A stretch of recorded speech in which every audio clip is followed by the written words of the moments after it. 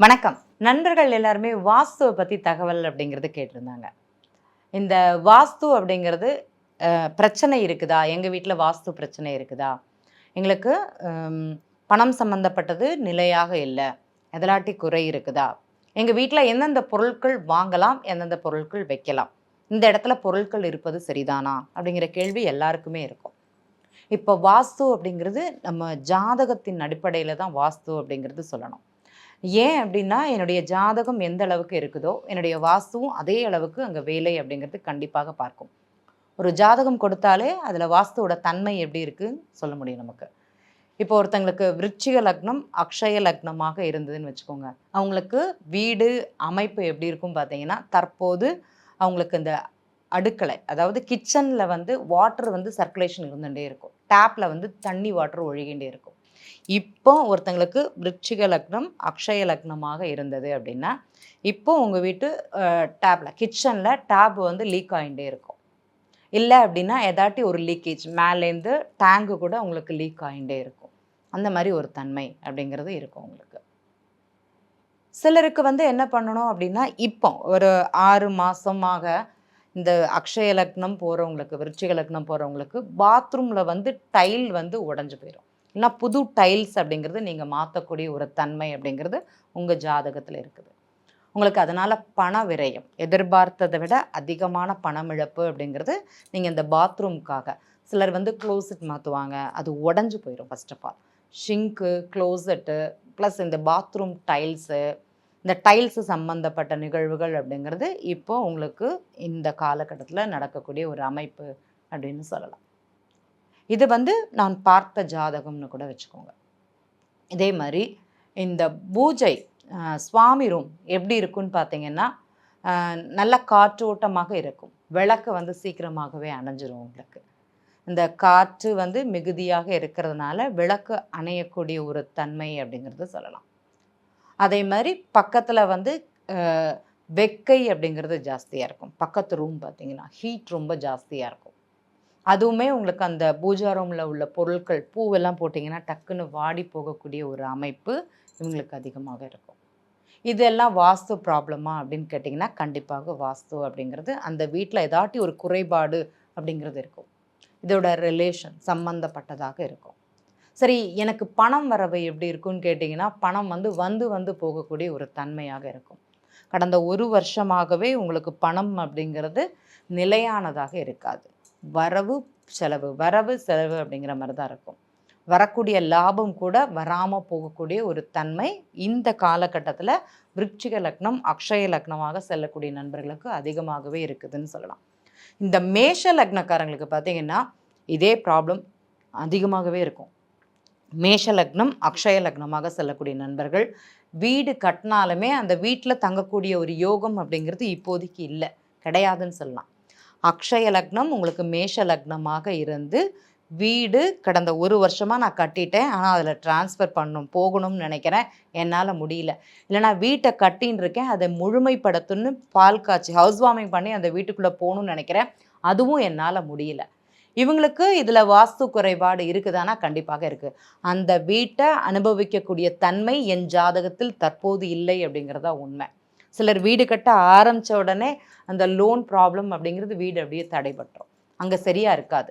அதே மாரி பூஜா ரூம்ல ஏதாட்டி ஒரு பிரச்சனைகள் அப்படிங்கிறது அவங்களுக்கு இருந்துண்டே இருக்கும். அதுவுமே அவங்களுக்கு ஒரு திருப்திகரமாக அங்க இருக்காது. இருட்டடைஞ்சிருக்கும். லைட்டு போடுறோம்னு போடுவாங்க. அங்க வந்து சரியாக அது இயங்காது. நெறைய ஜாதகங்கள் பார்த்துருக்கோம். வாஸ்துவுல நம்ம வீட்ட மாத்திரம் கிடையாது. சுற்றும் சிலருக்கு வந்து ஃபாரின் போகக்கூடிய ஒரு அமைப்பு அப்படிங்கிறது சொல்லலாம். வீட கட்டி கொஞ்ச நாள்லயே அவங்க ஃபாரின் போயிருவாங்க. இந்த வீடுங்கிறது இங்க தான் இருக்கும். கணவன், மனைவி சேர்ந்து போயிருவாங்க. கட்ன வீடு அப்படிங்கிறது அத அனுபவிக்க முடியாத ஒரு தன்மை சொல்லுவாங்க.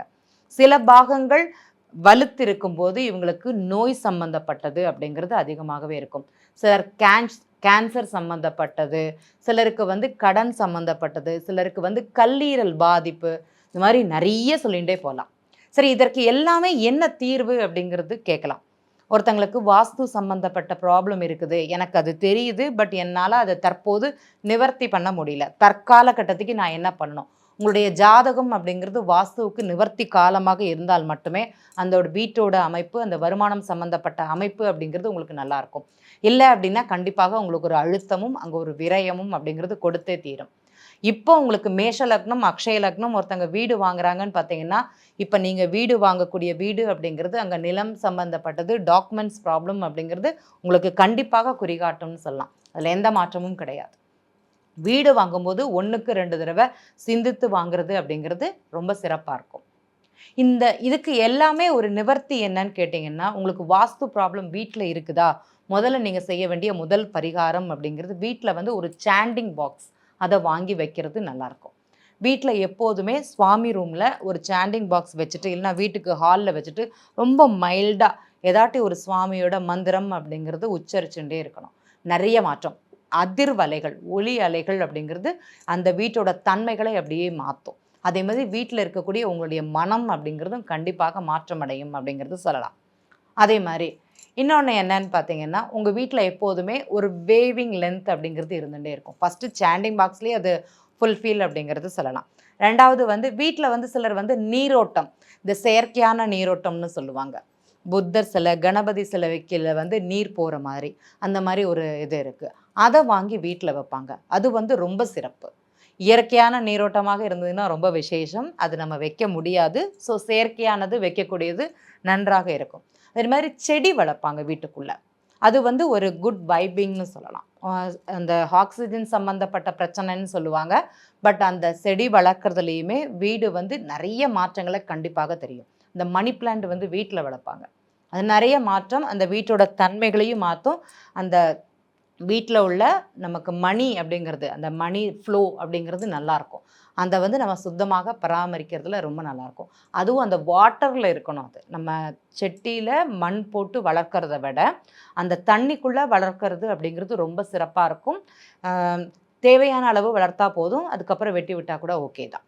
வளர்த்துக்கிட்டே இருக்கணும். அந்த வாட்டர் சர்க்குலேஷன் அப்படிங்கிறது அந்த வீட்டில் இருக்கணும். சில வீடுகளெல்லாம் பார்த்தீங்கன்னா, அந்த நம்ம மீன் தொட்டி வாங்கி வைப்பாங்க. நீங்கள் நிறைய ஹோட்டல்ஸ்லலாம் பார்த்தீங்கன்னா, வாஸ்து ப்ராப்ளம் அவங்களுக்கு இல்லாமல் இருக்குமானா கண்டிப்பாக இருக்கும். அரோமான்னு சொல்லுவாங்க. அந்த மீனை வந்து ஃப்ரெண்ட்லேயே அவங்க வச்சுருப்பாங்க. பெரிய கிளாஸில் வச்சுருப்பாங்க. அந்த வாட்டர் பார்த்தீங்கன்னா ரொம்ப ஃப்ரெஷ்ஷாக இருக்கும். அதுக்கு ஆக்சிஜன் எல்லாமே கொடுத்துருப்பாங்க. அந்த நீர் எப்போதுமே அவங்களுக்கு சுத்தமாக இருக்கும். வீட்டில் வைக்கக்கூடிய நீராக இருந்தாலும் சரி, பிளான்ட்டில் வளர்க்கக்கூடிய நீராக இருந்தாலும் சரி, அது எப்போதுமே சுத்தமாக இருக்கணும். இந்த வீட்டில் வந்து மீன் வளர்க்குறது, மீன் தொட்டி வளர்க்குறது, அந்த மீன் தொட்டி ரொம்ப சுத்தமாக இருக்கணும். அந்த மீன் வந்து அதில் இருக்கும்போது அந்த தண்ணியோட சலனம் அப்படிங்கிறது உங்கள் வீட்டோட தன்மைகளை மாற்றும். இது ஒரு பெரிய ஒரு பரிகாரமாக சொல்லப்படுகிறது. என்னன்னு பார்த்தீங்கன்னா, அதை வளர்க்கக்கூடிய முறை அப்படிங்கிறது ஒன்று இருக்குது. இந்த 7 வந்து கோல்டு ஃபிஷ்ஷுன்னு சொல்லுவாங்க. 2 வந்து பிளாக் ஃபிஷ்ஷு. தங்க நிறத்தில் இருக்கிற மீன் 7ஆகவும் 2 வந்து பிளாக் ஃபிஷ்ஷு அப்படிங்கிறது இருக்கணும். அப்படி இருந்ததுன்னா, அது அப்படியே இருந்ததுன்னா வீட்டோட வாஸ்து ப்ராப்ளம் உங்களுக்கு கொஞ்சம் கொஞ்சம் கம்மியாகி வருது. அதில் நீங்கள் போட்ட உடனே அந்த மீன்கள் எல்லாமே கொஞ்சம் சரியில்லை அப்படின்னு சொன்னீங்கன்னா, வாஸ்து ப்ராப்ளம் வீட்டில் நிறைய இருக்குதுன்னு அர்த்தம்.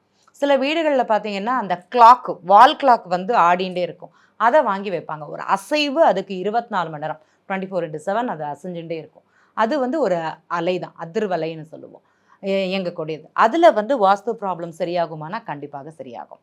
சிலர் வந்து வீட்டில் ஈஸி சேர், பழைய காலங்களில் பாட்டி தாத்தா இருக்கிற வீடுகள்லாம் பாருங்கள், ஈஸி சேர் வச்சுருப்பாங்க. அங்கேயுமே வாஸ்து ப்ராப்ளத்துக்கு அது ஒரு நிவர்த்தின்னு சொல்லுவாங்க. ஹாலில் போட்டு அவங்க ஆடுவாங்க. அந்த வேவிங் அப்படிங்கிறது அந்த வீட்டில் இருந்துகிட்டே இருக்கும். இன்னும் சொல்ல போனீங்கன்னா, பழைய தரவாடு வீடுகள்னு சொல்லுவாங்க. அக்ரஹாரத்தில் வீட்டிலலாம் ஊஞ்சல் கட்டியிருப்பாங்க. அக்ரஹாரத்தில் இல்லை, எல்லா வீடுகள்லையுமே மேக்ஸிமம் ஊஞ்சல் இருக்கும்.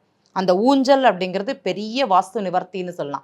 இன்றளவில் ரொம்ப ரொம்ப முக்கியமான வீடுகளில் ரொம்ப ரொம்ப இருக்கிறதுக்கு 4 அடி சுவர், 4 அடி வீடு, அதில் ஊஞ்சல் போட முடியாது. ஆனால் அன்றைய உள்ள 10 ஹால் அப்படி நீளமாக இருக்கும். அதில் ஒரு ஹாலில் கண்டிப்பாக ஊஞ்சல் அப்படிங்கிறது எல்லா வீட்லேயுமே இருக்கும். அது வந்து மிகப்பெரிய இது. அதே மாதிரி வருஷத்துக்கு வீட்டில் வந்து என்ன பண்ணுவாங்க அப்படின்னா, ஒயிட் வாஷ் பண்ணுவாங்க. உங்களுக்கு தெரிந்தது, இந்த பொங்கல் டைமில் வந்து ஒயிட் வாஷ் பண்ணுவாங்க. ஏன் அப்படின்னா, பழையதை வந்து கழிக்கணும்னு. இந்த போகி கொண்டாடுறதே உங்களுக்கு நோக்கம் அப்படிங்கிறது அதுதான். பழையதை கழித்தல். நம்ம வீட்டில் பார்த்தீங்கன்னா, எல்லாமே பழசாக தான் இருக்கும். தேவையில்லாத பொருட்களாகத்தான் இருக்கும். அதைத்தான் ரொம்ப ரொம்ப பத்திரமா நம்ம பீரோவில் அடுக்கி வச்சுருப்போம். புதியது அப்படிங்கிறது பார்த்தீங்கன்னா ரொம்ப கம்மி. பழையது பொக்கிஷமாக நம்ம எடுத்து வச்சிருப்போம். அதுவுமே வாஸ்துவுக்கு ஒரு மிகப்பெரிய ஒரு காரணமாக அமைகிறது. அந்த பழையத வருஷா வருஷம் போகி பண்டிகை அப்போ எப்போ களைய சொல்றாங்களோ, அதாவது மாற்ற சொல்றாங்களோ, அதுதான் நமக்கு பெரிய நிவர்த்தி. அன்னைக்கு பெரியவங்க இந்த வாஸ்துவுக்காக மிகப்பெரிய பரிகாரம்ங்கிறது போகி கொண்டாடுறது. ப்ளஸ் வீட்ல வந்து ஒயிட் வாஷ் பண்றது. ஒயிட் வாஷ் பண்ணும்போது என்ன பண்ணுவோம்? இந்த பொருளை இங்கேருந்து நான் மாத்தி வச்சு, அத ஒயிட் வாஷ் பண்ணிட்டு மறுபடியும் அதே இடத்துல நான் கொண்டு வைக்கிறேன். அப்ப அந்த அந்த பொருள் அந்த இடத்துலேருந்து சலனமாகி அடுத்த இடத்துக்கு போகிறது. ஒரு பொருள் வந்து ஒரு 41 நாள் ஒரு இடத்துல இருந்தாலுமே, அதுல சிறு அந்த வாஸ்து அப்படிங்கிறது அதுல தாக்கம் இருக்குமானா கண்டிப்பாக இருக்கும். நீங்க பெரியவங்க சொல்லுவாங்க, அந்த பீரோல நகட்டிட்டு பெருக்குன்னு சொல்லுவாங்க. அந்த கட்டிலு நகட்டிட்டு பெருக்குன்னு சொல்லுவாங்க. அந்த சலனம் அந்த கட்டிலுக்கும், அந்த பீரோலுக்கும் இருக்கணும் அப்படிங்கிறது அன்னைக்கு எங்க பாட்டி, தாத்தா எங்கள்ட்ட சொல்லியிருக்காங்க. நாங்க கேட்டுருக்கோம். எங்க பாட்டி ரொம்ப முக்கியமா சொல்லியிருக்கிறாங்க. அந்த சலனம் அப்படிங்கிறது இருக்கணும். ஓரொரு பொருளிற்கும் சலனம் அப்படிங்கிறது தேவை. முயற்சி பண்ணா 41 நாளைக்கு ஒரு பொருள வந்து ஒரே இடத்துல வைக்கக்கூடாது. கொஞ்சம் நகட்டி வச்சுட்டு தான் வைக்கணும்னு சொல்லுவாங்க. சபரிமலைக்கு கட்டுக்கட்டி போட்டு போனவங்களுக்கு இந்த தீபம் ஏத்தும்போது, தீபம் திருப்பி வரும்போது, அந்த விளக்க ஒரு நிமிஷம் மாத்தி வச்சுட்டு வைங்கன்னு சொல்லுவாங்க. ஏன்னா, அடுத்த அந்த 41 மணி நேரம் அந்த சுவாமி மலைக்கு போயிட்டு வந்தவங்களுக்கு விளக்கு அப்படியே தான் எரிஞ்சுட்டு இருக்கும். அந்த விளக்க ஒரு நிமிஷம் மாத்தி வைக்கிறது கூட அங்க ஒரு நிமித்தமாக அவங்க வச்சிருக்காங்க. ஒரு ஐதீகம் அப்படிங்கிறது வச்சிருக்காங்க. அப்ப வாஸ்து நம்ம முன்னோர்கள் செஞ்சது. நம்ம இன்னைக்கு யாருமே செய்யறது கிடையாது. 20 வருஷத்துக்கு முன்னாடி வாஸ்து ப்ராப்ளம் இருந்ததானா? கண்டிப்பாக கிடையாது. இப்போ உள்ள ஜெனரேஷனுக்கு தான் வாஸ்து ப்ராப்ளம். இந்த வீட்லேருந்து ஒரு பொருள கொண்டு வைக்கிறோம்னா, அடுத்த வீடு போற வரைக்கும் அந்த பொருள் அங்கேயே தான் இருக்கும். அதுல தான் உங்களுக்கு வாஸ்து பிரச்சனை அப்படிங்கிறது இருக்குது. என்ன பொருளாக இருந்தாலும் சரி, அதை துடைத்து, அதை மாற்றி, அந்த பொருள்களை அசைத்து, சலைத்து வைக்கிறது அப்படிங்கிறது வாஸ்துவிற்கு மிகப்பெரிய பரிகாரமாக இருக்குது.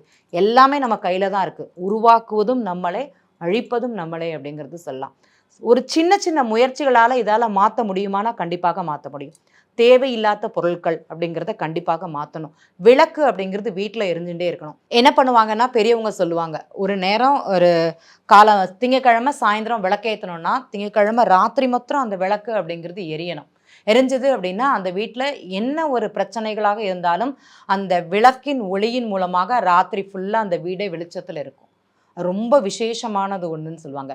இன்றளவிலும் நெறைய வீடுகள்ல நான் பரிகாரமாக சொல்லப்படுகிறது. ஒரு நாள் மொத்தமா விளக்கேத்தி வைங்க அப்படின்னு. அந்த சூரிய அஸ்தமனத்திற்கு பிறகு மறுநாள் சூரிய உதயம் வரை அந்த விளக்கு அப்படிங்கிறது ஏத்தி வைக்கணும். அத நெறைய எண்ணெய் விட்டு ஏத்தி வைங்க. முடிஞ்சா கொஞ்சம் நறுமணம் சார்ந்த பொருட்கள் அப்படிங்கிறது கொஞ்சம் ஏத்தி வச்சுட்டு வாங்க. ரொம்ப விசேஷமாக இருக்கும். நம்ம ஒரே ஒரு நாள் மட்டும் தான் நம்ம எனக்கு தெரிந்து பண்ணுவோம். சரஸ்வதி பூஜை அன்னைக்கு மட்டும் தான் அந்த பூஜை உப்பு அன்னைக்கு ராத்திரி மொத்தமா விளக்கேத்தி வைக்கிற ஒரு பழக்கம் அப்படிங்கிறது அன்னைக்கு இருக்கும். பாக்கி உள்ள நாட்கள்ல இருக்குமான்னு எனக்கு தெரியாது. அப்ப வாஸ்து அப்படிங்கிறது நம்மளாக ஏற்படுத்தக்கூடிய ஒரு தன்மை. வாஸ்து ப்ராப்ளம் நாமளாக ஏற்படுத்திக்கக்கூடிய ஒரு தன்மை.